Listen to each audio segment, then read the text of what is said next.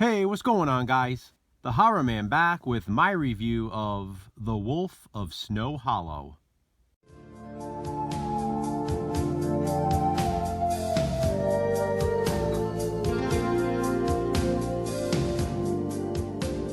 The Wolf of Snow Hollow is a 2020 horror film, written and directed by Jim Cummings. Jim also stars in the film as Deputy John Marshall. It's important to mention that he's a recovering alcoholic with anger issues.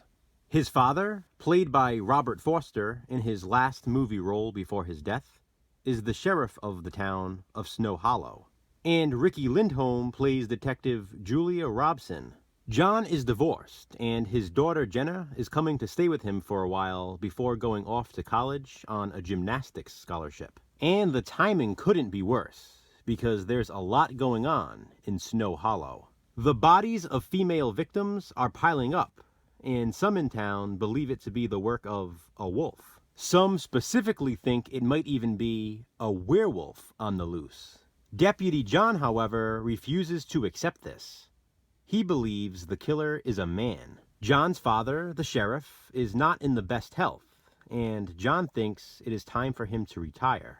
John will take over as sheriff when this happens, but his dad is not ready to pack it up just yet.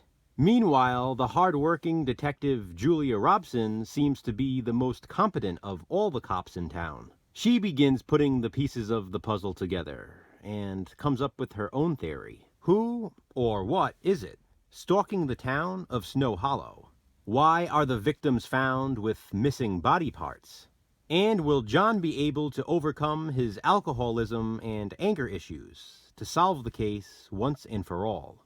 Two of my best friends recently watched this movie, Dave Maggot and Jason from Horrific Nightmares. Dave was not a fan and even uploaded a rant video. Be sure to check that out if you haven't.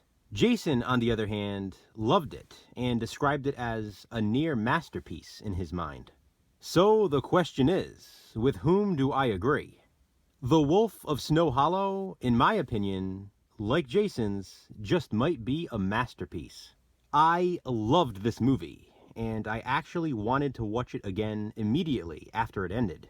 The Wolf of Snow Hollow has a very unique tone to it. It's horror with comedy, but it's not your typical horror comedy. What does that mean? I don't even know how to describe it. There are points in the movie where it's a very serious horror film, and then there are comedic moments that have you laughing out loud. The kills have a subtle brutality to them. On top of that, the movie has a chilling atmosphere. I mean, it literally takes place in a snowy town at Christmas time. This is a Christmas horror film. Had I known, I probably would have waited to watch this in December for the 12 Days of Christmas. Then again, I'm glad I watched it now because I loved it so much.